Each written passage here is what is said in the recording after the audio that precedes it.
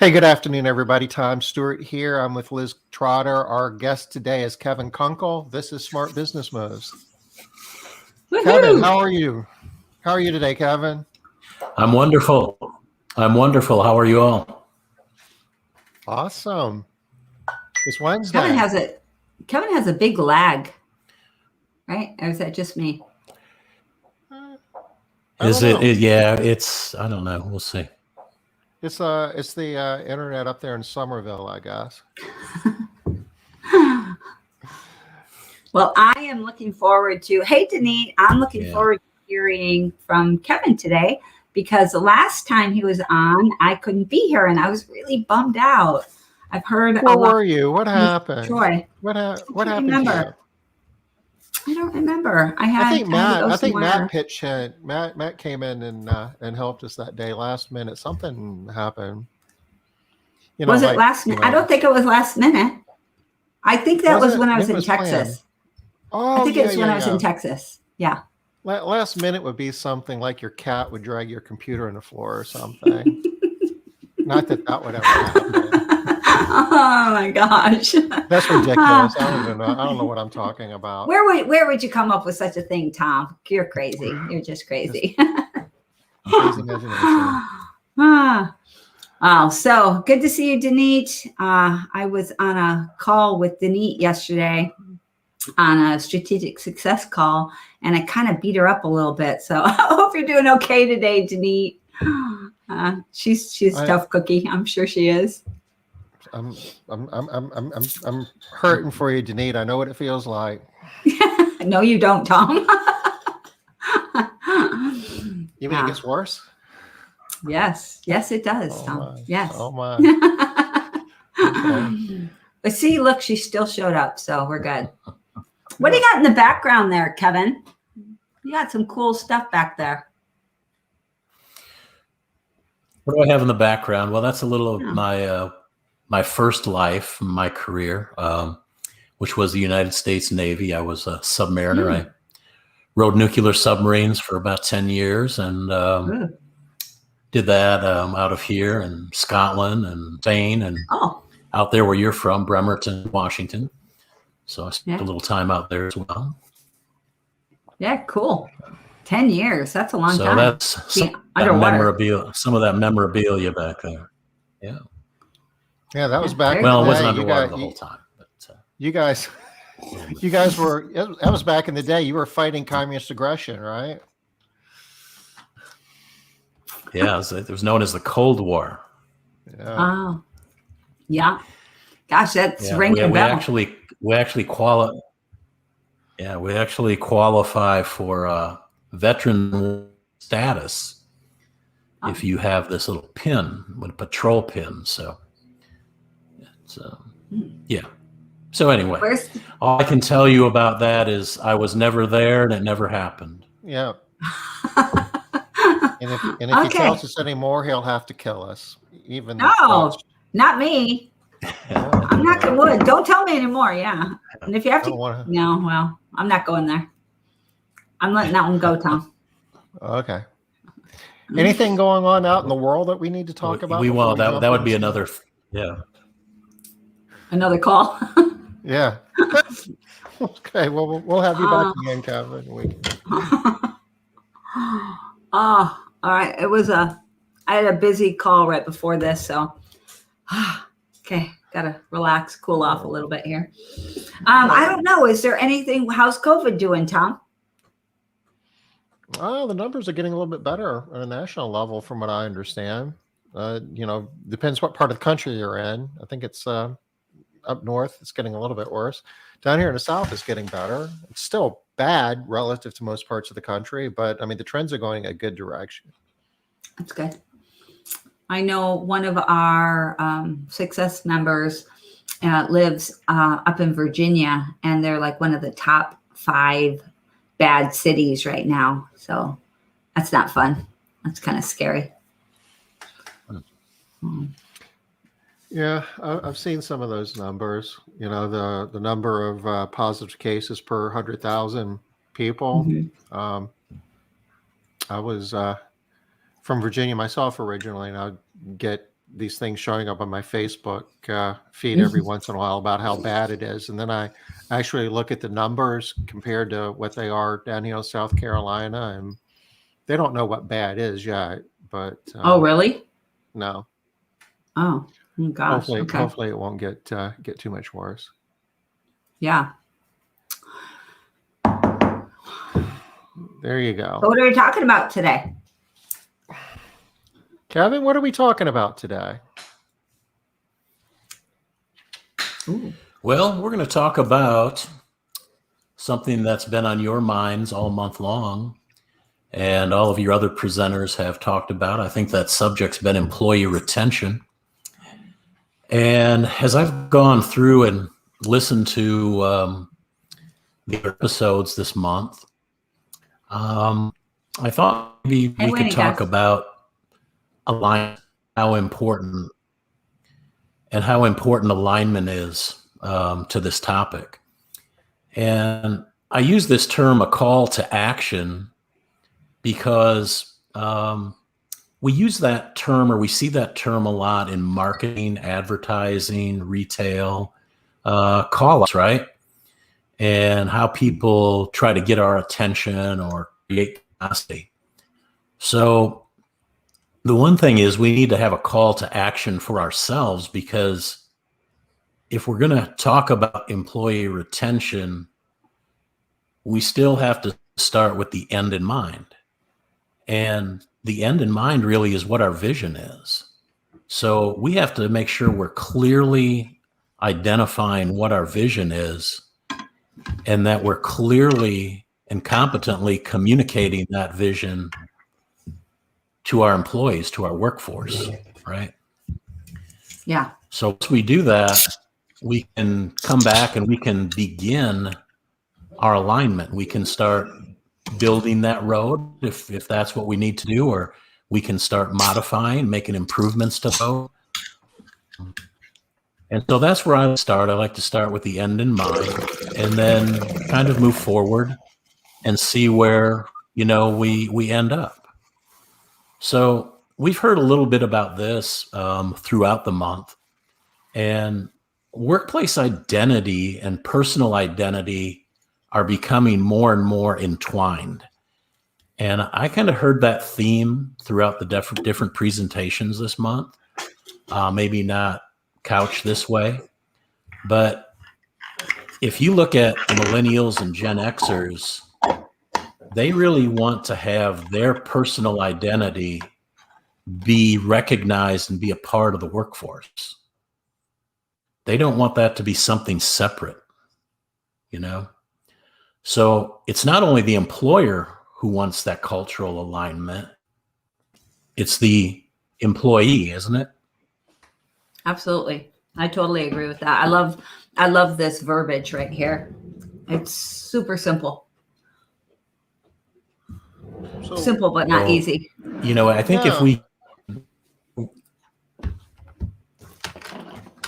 trying to get my mind wrapped around what this looks like.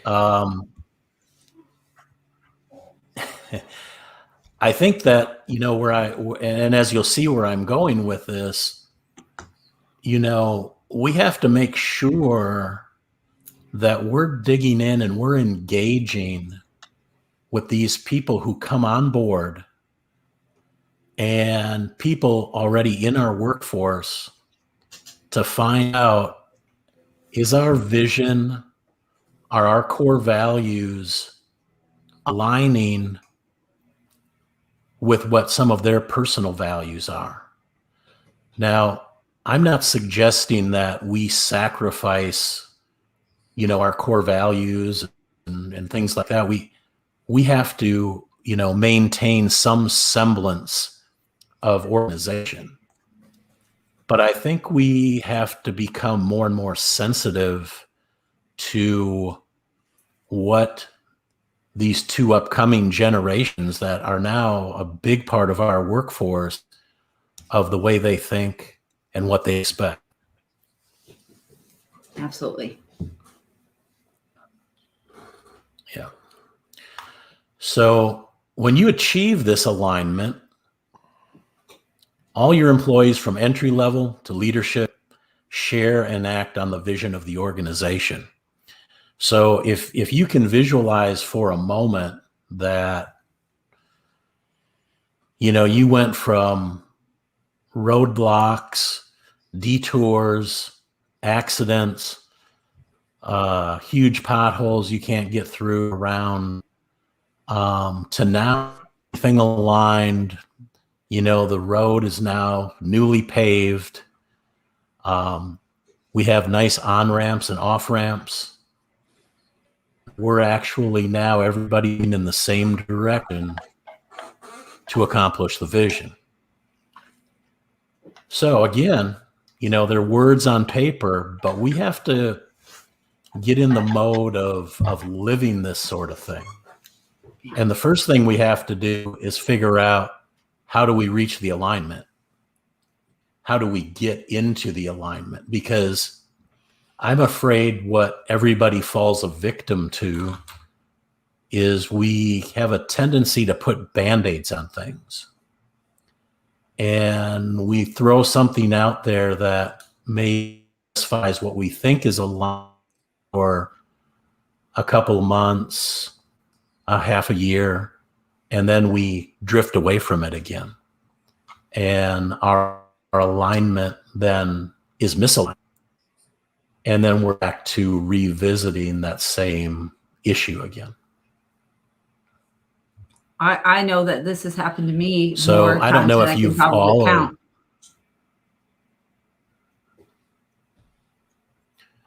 Yeah, and we sometimes as leaders, as business owners, as managers, that we're doing the right thing by, let's just use this, maybe putting an incentive in place, right?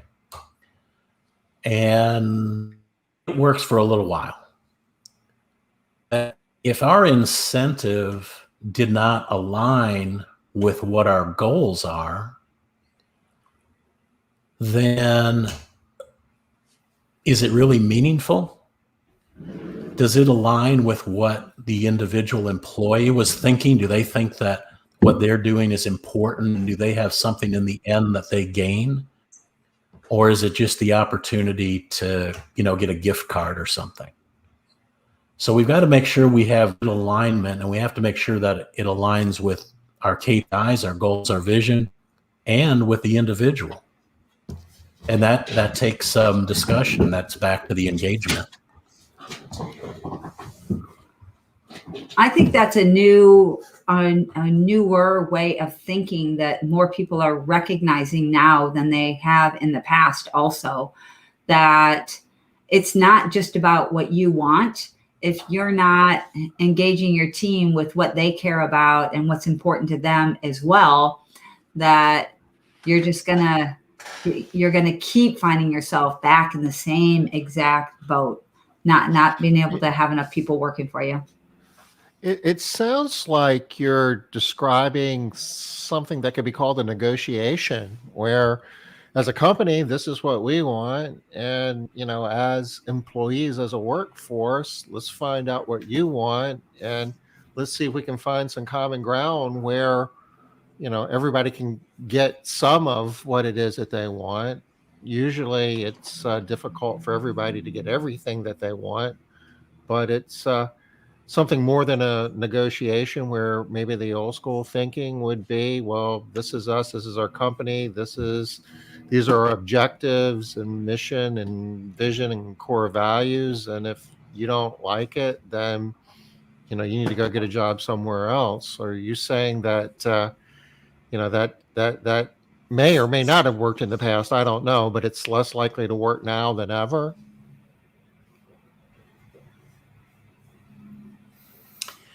I think that when you look at the research, the surveys that are being done by Gallup, by Harvard Business Review, the folks that are in that business, I think Gallup did a survey in January 2021, and of all of their respondents, 30% indicated that flexibility, scheduling, was very important to them. The other thing that they indicated was, I think Liz brought this up a couple of weeks ago or a couple of sessions ago, was Maslow's hierarchy of needs. The other thing was security and financial security, health and safety. Those were the other things with scheduling flexibility that was important to people today. So if it's important to them today, then certainly that's going to be important to them, moving forward. And so going back, to Tom's comment, yes, what we need to try to gain is what's always been known as a win-win. We're back in here kind of using some sales strategies with our employees to get to a win-win. Maybe it's not all or one, but if we can get some kind of consensus, and consensus building is big. And if you can get consensus among your workforce, that's tremendous. Because if you think about all the varying personalities and behaviors that you have, if you can reach some common consensus, you're probably going to be able to reach this alignment that you're looking for. Okay. Yeah, that makes sense to me. Yeah. So what is really going to drive this whole thing, and you can go, to that next slide if you want, Tom, is engagement. Employees who are engaged, they're likely to stay with their organization. And can you go back a slide, Tom? This is, you can go back one. Yeah. Okay. There we go. So age really key, right? We have, and it's not about once in a while. It's not about, throwing an anonymous survey out there. It's about getting in front of our folks. And, when I say in front of them too, we have so many opportunities. Tom talks about this, a lot. I agree. Have all of this. Everybody's carrying a computer, call it a phone, but we have capability to constantly stay in touch, and our employees to stay in touch with us. So, we've got to learn how to make sure employees understand how to use that technology, how can we benefit, and how can we use that to better engage our employees. So that engagement, life happens to people. Life happens to all of us. So how do we stay on top of that? I heard through the several previous episodes of, specific examples of, people's family members falling ill, people falling into, needing food items or needing just basic items. We have to know that, because sometimes people walk up and they're like, well, they didn't show up today. They didn't show up to work the next day. But sometimes we have no idea why that was. We may think, oh, they were disgruntled with the job. But maybe not. Maybe they felt that they had something else more pressing they needed to take care of, and they didn't feel that they could trust to tell us that. And, we really have to work to develop that, because trust seems to be the common thread that runs throughout that I heard everybody talk about so far. And trust is a huge word. Trust doesn't just happen. And trust is something, again, that has to live and breathe. And, you really have to work on developing that.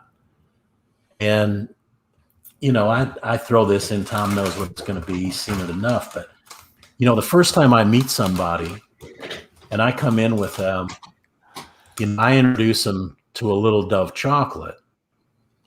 Now, why do I do that? It's not just the chocolate, it's a gesture. And you didn't, I appreciate your time, or I appreciate what you're doing.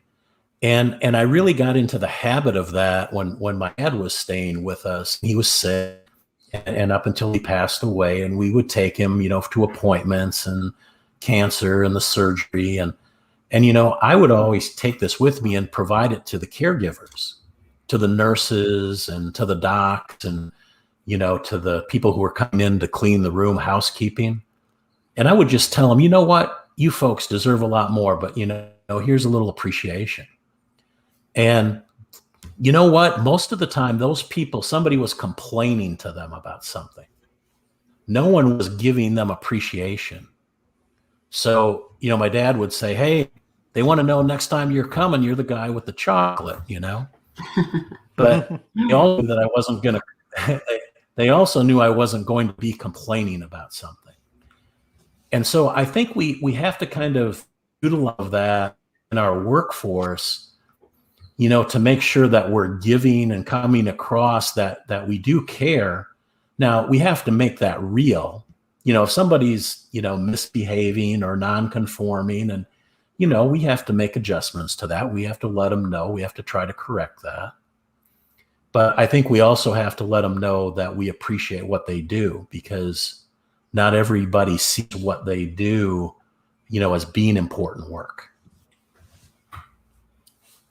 But Kevin, So, I mean, Kevin, the healthcare sector is, perfection is something that it's a concept, but it's just hard to find. And I bet because you were building trust and showing appreciation when you had the opportunity, if your dad needed some consideration that maybe he wasn't getting, and if you made the request, I bet it was given a lot more consideration than what, the average request would get, because of the trust that and appreciation that you showed throughout the process. And I think that if you utilize that thought as a byproduct, not as the means of why you do it, then it's good. Because it certainly can be a byproduct, and if you do it right, it can be a byproduct. But I would also caution that it shouldn't be the main reason why you would do it. Okay. So yes. Well, I like to think in terms. So there's a couple of different things that people will say that you hear, and one of them is that you catch more flies with honey than you do with vinegar.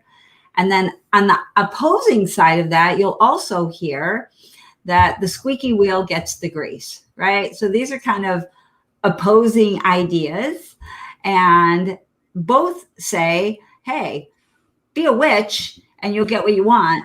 And the other one is, hey, be nice and you'll get what you want. But I think the difference there is, yeah, you'll get what you want from both maybe.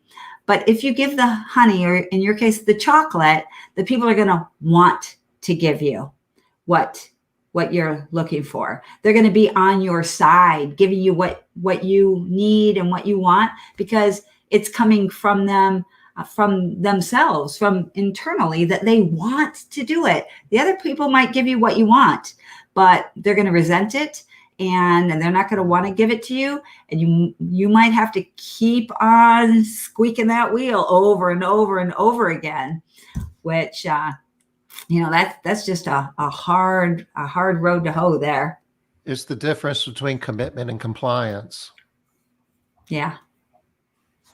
Yeah. Very good, Correct. Tom. Nice and easy way of saying that. Yeah. Correct. Yeah. Yeah. And, that speaks down the road as I kind of move through this, it's so important that, we're working about, the building the trust and some techniques to go about that. But, we really want our employees to be advocates for us at some point.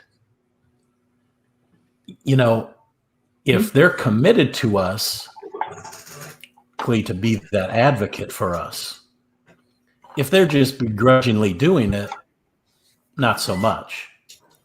So that is very important. I think the commitment is very important. So yeah, they'll feel a stronger bond of the organization, I think, if they're engaged. Mission and the purpose make them more effective. They can make them more effective brand ambassadors for us, which is what we're trying to strive to as well. That's one of those byproducts. And again, they have to know too that what they're doing matters. And that, that kind of speaks to Liz's 3 M's, right? That part of it, that's important that they understand that. And we have to let them know that through those points of engagement that we have. And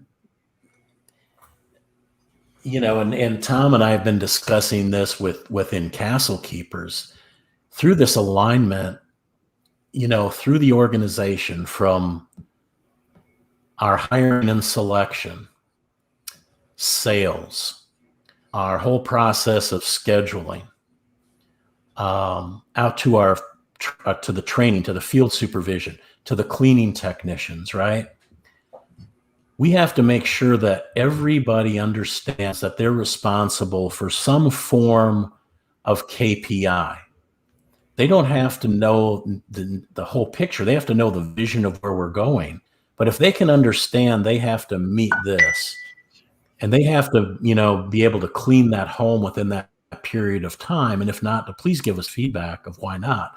But if everybody's set up in a line to meet certain KPIs, then everybody feels that they're part of the mission. They're part of the vision. That what they're doing and meeting that or exceeding that is taking the company where it goes, but it's telling them it's meaningful to them. They know meaning. And because there's meaning, and I'm just stealing this from Liz, they know it matters, right? And at the end of the day, we're providing them with what? Well, we're providing them with measurement at key points in time, daily, weekly, monthly, quarterly, right? So they know. And then that's where those incentives come in. So, building the stronger relationship, with customers, helping their company sales and profitability. We have to depend on our cleaning technicians as well to help us, build those relationships. They're in front of those customers. And we've got to make sure that they understand that also. And that only comes through engagement. And, we have to make sure that we're doing the right job of helping them understand that. So I think the point is slide 7.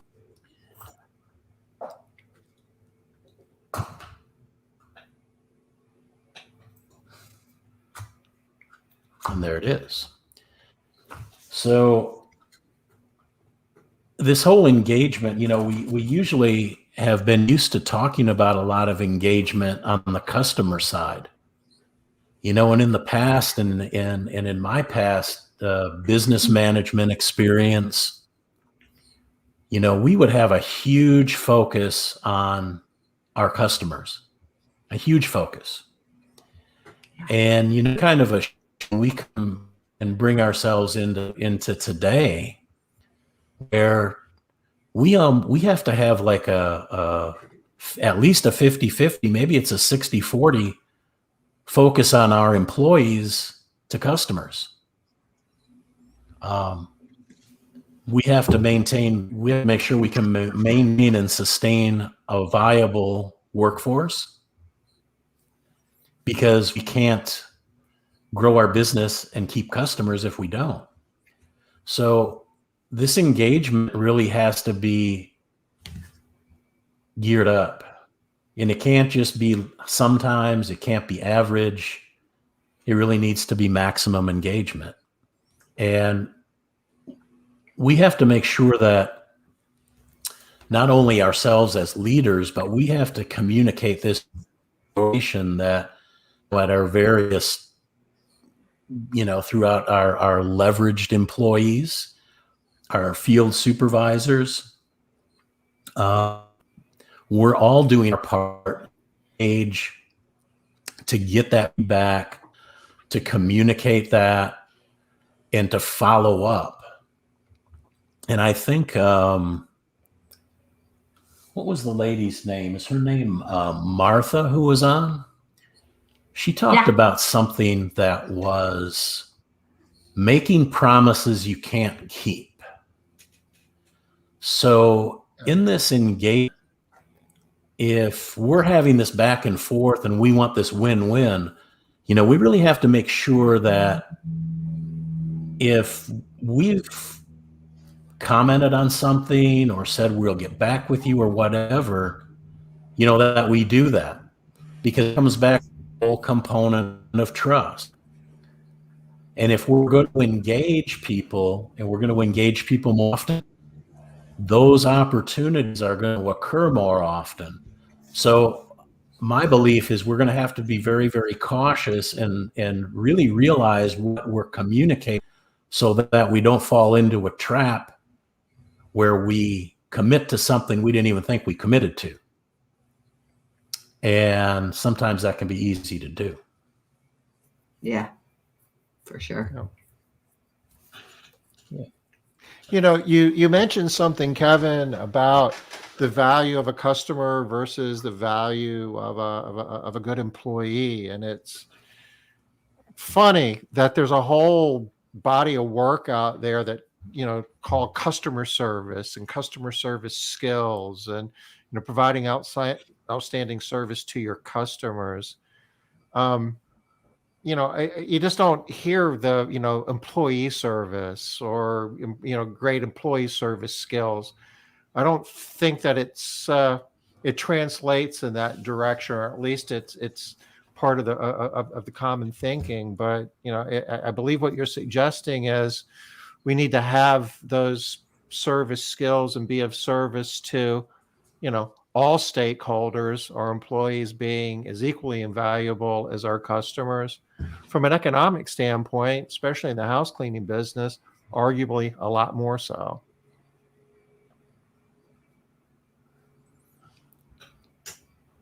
Absolutely. And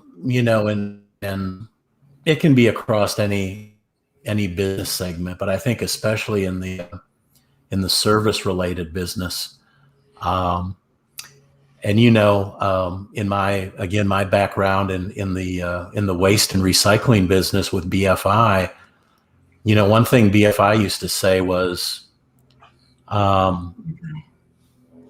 we don't need some customers, and it's okay if we have to fire a customer,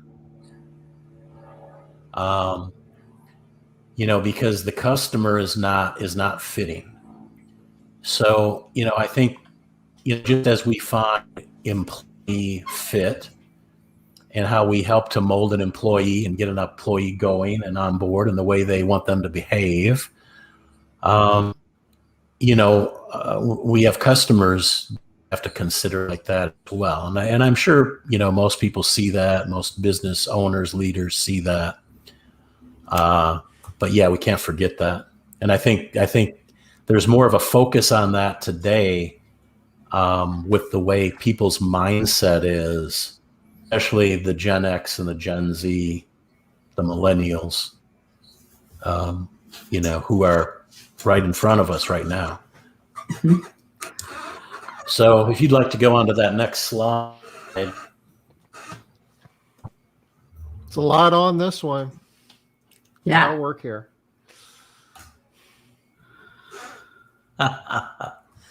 This one might be a little hard to see. So, if we're going to talk about, if we're going to seriously, in my opinion, and this is just my opinion, if we're seriously going to talk about customer retention, then we need to understand this job seeker, this job applicant journey. And what are they seeing about us from the outside looking in? So, what kind of awareness are we putting out there? And what they have listed here is all the typical platforms where someone can go and find out what we're looking for, right? Many of us advertise or post jobs on these sites. There's social media.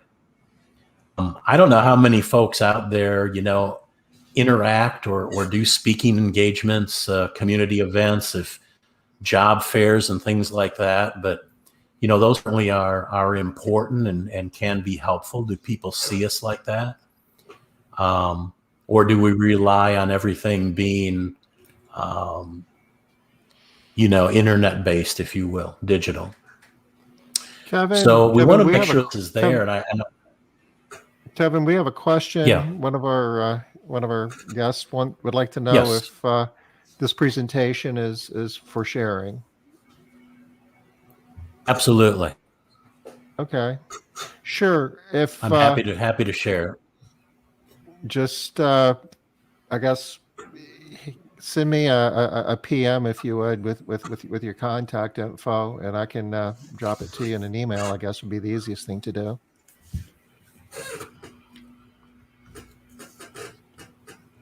Sure.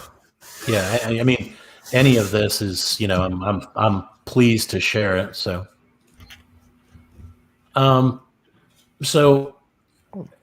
we want to make sure that we're reaching people, and I think we have to make sure that we're reaching everybody's learning skills. And what I mean by that is some people are stronger audio, some people are stronger visual, some people are stronger kinetic or hands-on. What kind of ads do we have out there? Do we have video ads out there? There's some research out there suggests that, people like visuals better. Do we have that out there? Are we utilizing that? And I think I've seen where some business owners, the cleaning business, certainly are using that. So we want to make sure that, consideration and evaluating. Do we have enough information out there where folks can go and really find out about who we are? Customer reviews, employee reviews. Are we doing enough to drive those to make sure that, we have the right message out there for folks to see? And what about the application? Do we have a smooth, transparent process, or do we have something that's cumbersome? Do we have something where we're asking way too many questions? Those are things we need to look at to begin with as we talk about of retention, because we're setting the stage here for someone who's going to enter our organization. And I think the next most important thing, and this has been talked about, is onboarding and training. Yeah. So I love that you're bringing that up. Thank you so much, Kevin. A lot what of does our a lot of us onboarding think the and training job. A lot of process us, look like? yeah, a lot of us think the job is done when we hire somebody. We've succeeded, and Yeah. that's not the end of anything. At best, it's just the end of the beginning. Well, tell us about onboarding. Yeah, so if I'd you love to hear think, about I know onboarding. Okay, so I would say, like the three of us here, right? We heard and know from where we all came from at a certain point in time, generationally.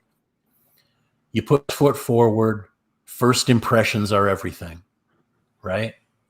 So we're hoping that applicant coming to us is putting their best foot forward, their best appearance, everything. Well, are we reciprocating that in our onboarding process?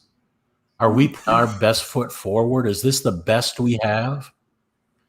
Because we're not. We need to revisit it, and we need to make sure that onboarding process, because this is their first impression of us, at least in person, at least now as an organization where they're coming into it. And we need to make sure that feeling that, I attended one of Tom's on-site trainings a few months back. And it was just by chance. I went down just to do some observation.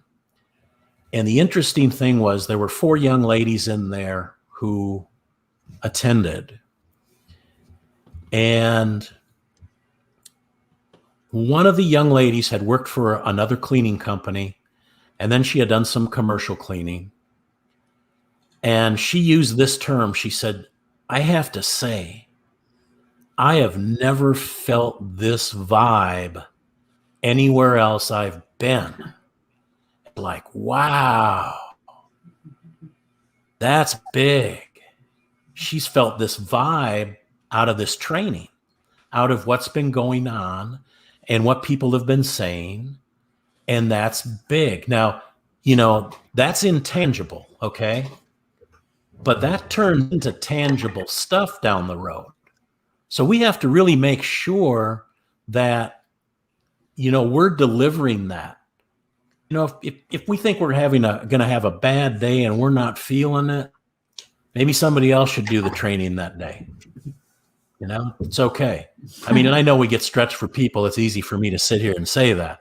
But, if we're getting people to feel that vibe and to feel good during that process, then we've really accomplished something. So I think it has to come with, when we're doing it, we have to be enthusiastic. We have to talk about expectations. We have to talk about making sure what are their needs. We haven't left anything out up to that point. Again, that we're reaching that consensus with that we're getting them off in the right direction from that point. Because if we're not, then we're not setting ourselves up for a good outcome.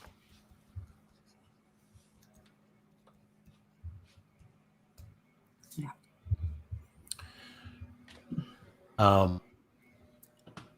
So, what your onboarding process looks like, and everybody's is probably a little bit different, but we need to make sure that we are allowing for consistency, because I believe that no matter what we have, our customers want us to be consistent in how we clean their home. Oh, yeah.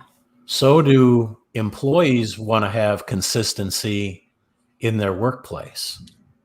So, we need to make sure that we're following a consistent process with this whole onboarding.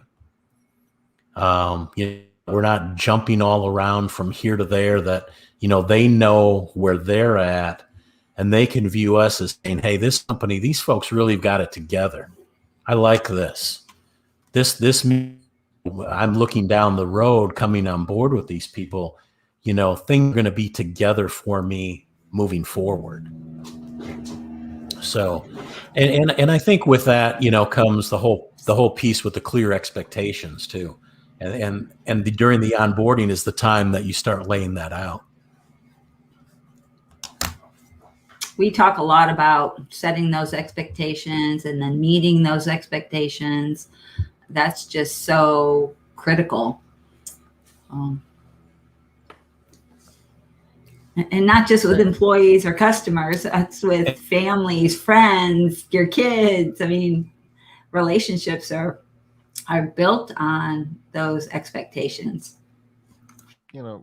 Bad outcomes, bad quality, disappointment, so much of that's just founded in misalignment and expectations. People aren't clearly on the same page in terms of what one person wants and what the other person is delivering. And, it's the house cleaning business. You see it all the time. It's like somebody asking, do you have fruit? Yeah, I have fruit. And you show up with oranges and they wanted apples.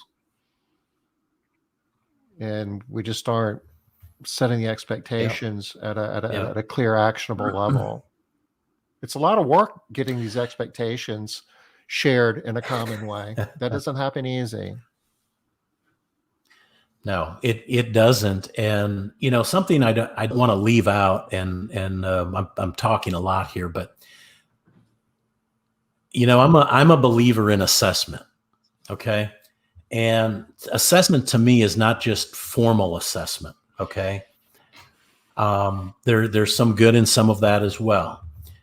But when I'm talking about assessment, and I use this a lot in the workforce development arena when I'm working with folks, and they have something with that they do with programs and counseling that's called an objective assessment summary. And it's a series of questions where they identify barriers and that sort of thing.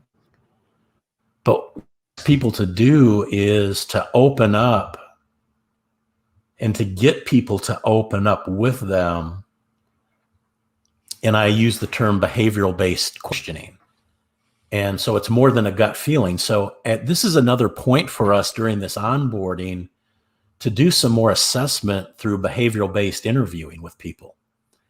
And, we can identify some more of those needs because it's helping to develop some trust early on. And if we can uncover some things of what those basic needs are that they may have, we can do a big service for ourselves and a big service to them, because then that doesn't crop up where, oh, by the way, I have this and I really I can't work on Thursdays, or I have to be off at 2, or whatever the case might be. So the sooner we can identify those things, the more content, we can be, and the employee can be. And at the same time, I think we identify behaviors at this point, and those behaviors are sending up flags for us. We have to know to pull those people aside. We have to take a deep breath, especially in our environment today when we're looking for people to fill the role of a cleaning technician, and say, I just don't think that this person continues with this behavior and they're giving me too many flags. We shouldn't move forward. Because if we make a decision knowingly, consciously to bring in the wrong person, we're never going to reach alignment. It won't happen. So we have to be disciplined to that. Kevin, we have about 10 minutes left, and we have one question here that Robin would like to know. Just generally, what do you focus on in the first 30 days of employment to engage the employee?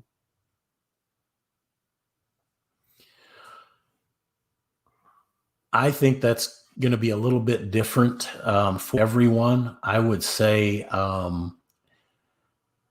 at Castle Keepers, and understand I'm working as a third party. I know that their initial onboarding, their initial hands-on training, their initial field training is done fairly intensely. There's evaluation that's conducted, not only on the cleaning side, but on the behavioral side, to collect information. Especially during from hire through the first 2 weeks. Now, could we be doing a better job, thereafter? We're talking about some of those things.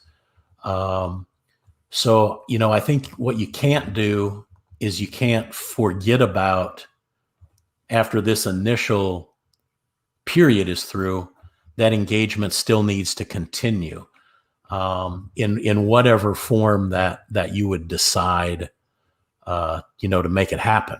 And again, don't forget, that doesn't always have to be face-to-face. We have mechanisms and and ways to text and to reach out and to stay in touch with our folks. And I think that's what the important part is, even if it's only as much as asking them, how are you doing? Do you need any help with anything? You know, I don't know if that completely answers your question. I mean, we could take some time and get more specific about that.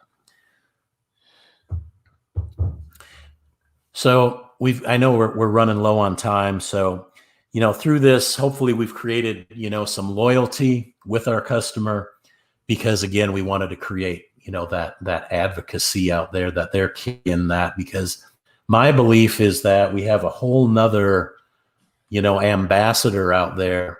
If you look at an employee and use an even number of their network is 10 people, and those 10 people are 10, the exponential effect of a good word out there for, gaining referrals for new employees, that's huge. And we really need to make sure we're tapping into that and we're doing a good job so that word carries out. Because I know, and we need to work on that too here in Charleston, definitely. So if you want to flip over to that next one, we've got every day. Yep.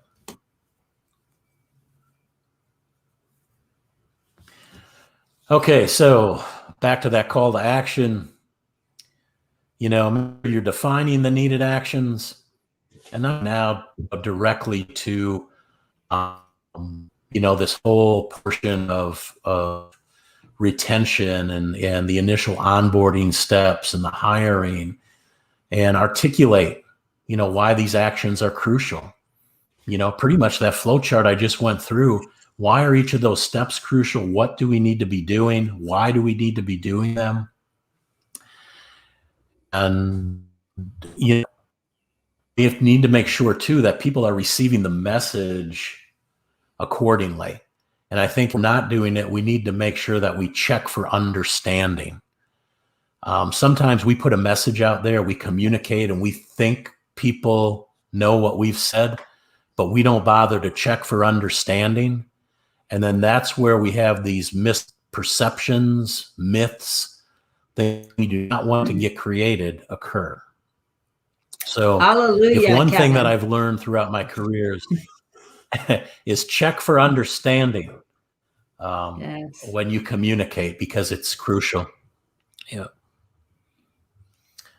Yeah. So you can throw that other one up there. Gold.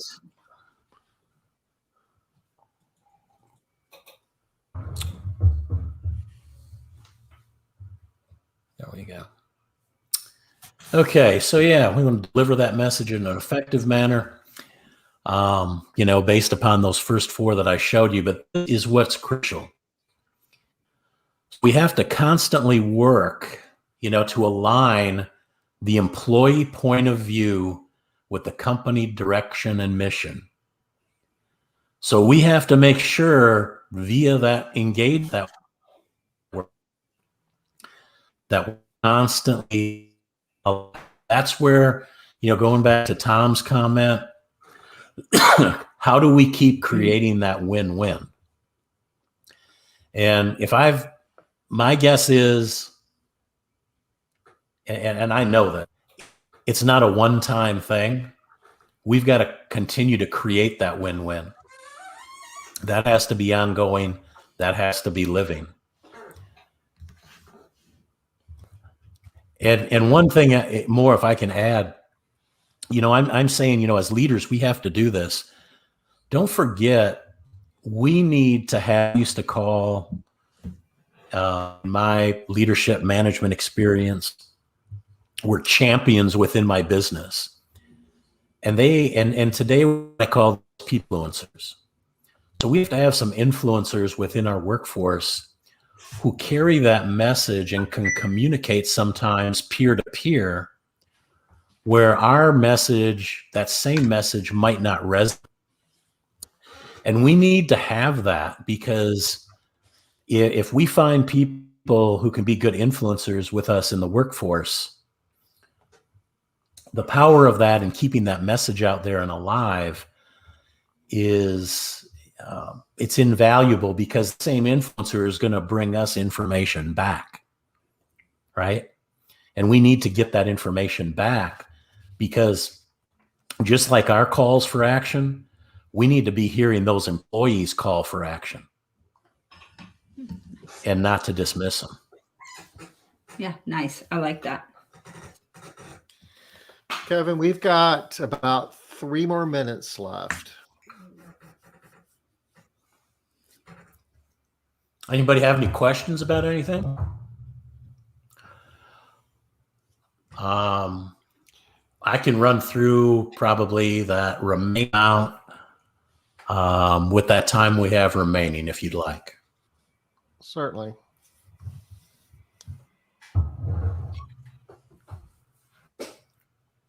This is really good stuff, and we can come back at a later date and kind of pick this up and do a follow-up in part 2 as well. Yeah, and this speaks now directly to only the employee retention. And so, now we're kind of synopsizing what I've talked about, which is we have to recruit the right employees. We've heard that throughout the month. We have to create that exceptional onboarding experience. We've got to build employee engagement, and we've got to build that culture employees want to be a part of. So again, that culture has to be what they want to be a part of. If it's something separate in a way, then that's not serving us well. And what's that next slide, Tom?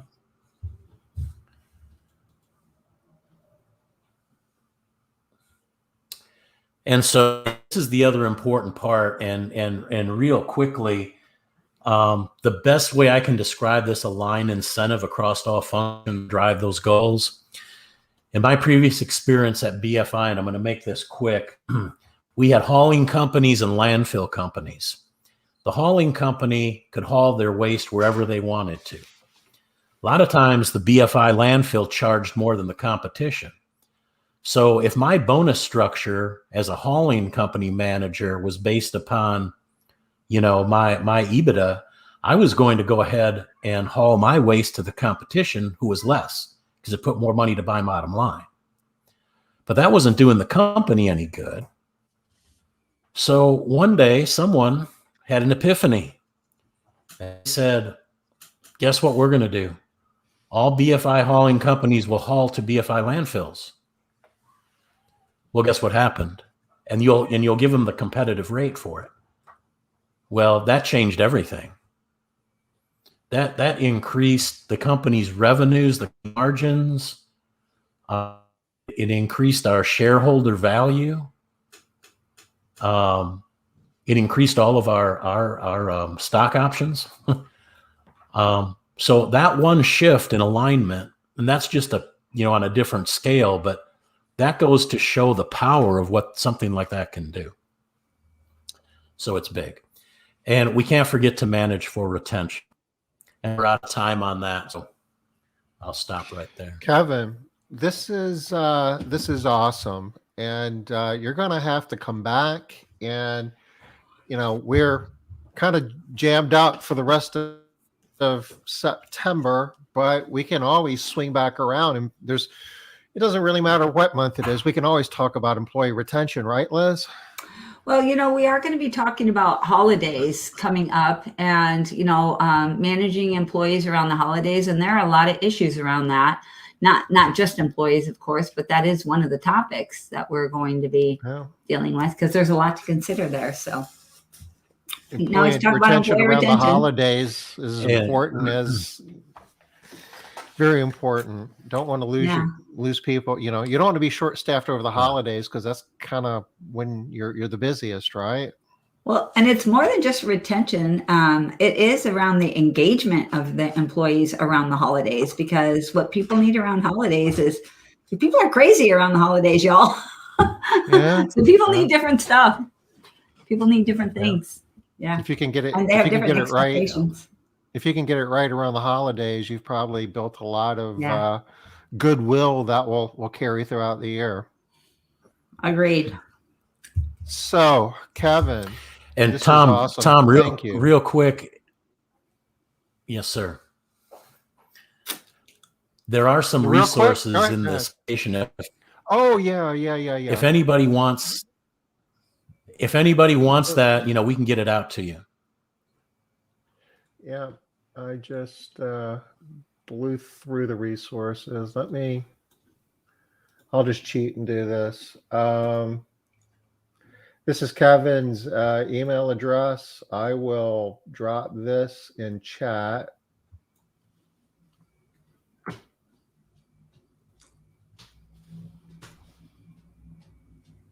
You want to get a hold of Kevin? And here were a couple of links.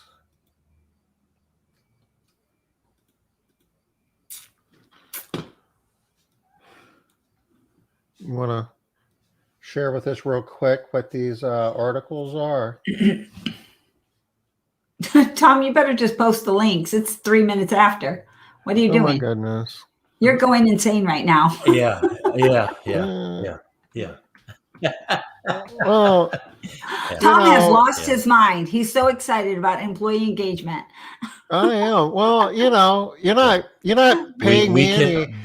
I don't get overtime, Liz, so I might as well go ahead and get the rest of this in. I'm dropping the links for these as well. Thanks for having me. Thank you, Kevin. Thank you, as Kevin. always. Thank you so much. Yeah. Take care, guys. We'll be back next Monday, 5 o'clock Eastern. Bye-bye. Bye, y'all.